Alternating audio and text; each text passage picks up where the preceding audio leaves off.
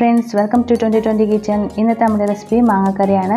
അപ്പോൾ ഇതിന് മുമ്പ് ഞാൻ കുറേ വീഡിയോസ് ചെയ്തിരുന്നു. നിങ്ങളതൊക്കെ കണ്ട് ഇഷ്ടപ്പെടുകയാണെങ്കിൽ ലൈക്ക് ചെയ്യാനും ഷെയർ ചെയ്യാനും സബ്സ്ക്രൈബ് ചെയ്യാനും കമൻറ്റ് ചെയ്യാനൊന്നും മറക്കല്ലേ. അപ്പോൾ നമുക്ക് ഈ കറി എങ്ങനെ വെക്കണമെന്ന് നോക്കാം. ഇതിലേക്ക് നമുക്ക് മാങ്ങ, സവോള, ഇഞ്ചി, പച്ചമുളക്, കറിവേപ്പില, മുളക് പൊടി, മല്ലിപ്പൊടി, മഞ്ഞൾപ്പൊടി, ഉപ്പ്, വെളിച്ചെണ്ണ ഇത്രയും നമുക്കൊരു പാത്രത്തിലേക്ക് ചേർത്ത് കൈകൊണ്ട് നന്നായി ഒന്ന് മിക്സ് ചെയ്ത് കൊടുക്കാം. ഇതിലേക്ക് തേങ്ങയുടെ 2-3 പാൽ ചേർത്ത് നന്നായി ഒന്ന് മിക്സ് ചെയ്തതിന് ശേഷം ഹൈ ഫ്ലെയിമിൽ വെച്ച് നമുക്ക് വേവിക്കാം. 10 to 15 മിനിറ്റിനുള്ളിൽ മാങ്ങ വെന്ത് കിട്ടും.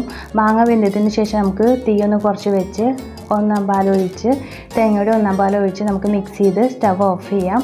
ഇത് കാച്ചാനായിട്ട് നമുക്ക് മറ്റൊരു പാത്രത്തിൽ കുറച്ച് വെളിച്ചെണ്ണ ഒഴിച്ചതിന് ശേഷം ചെറുള്ളി ഇല്ലെങ്കിൽ നമുക്ക് സവോളയും കുഞ്ഞിതായി അരിഞ്ഞത് ചേർത്ത് കറിവേപ്പില കൂടി ചേർത്ത് ഇതൊന്ന് മൊരിച്ച് കറിയിലേക്ക് ഒഴിക്കാം. മുട്ട കഴിക്കുന്നവരാണെങ്കിൽ നമുക്ക് വേവിച്ച മുട്ട ചേർത്ത് ചൂടോടെ തന്നെ നമുക്ക് ചോറിൻ്റെ കൂടെ സെർവ് ചെയ്യാവുന്നതാണ്. Thank you.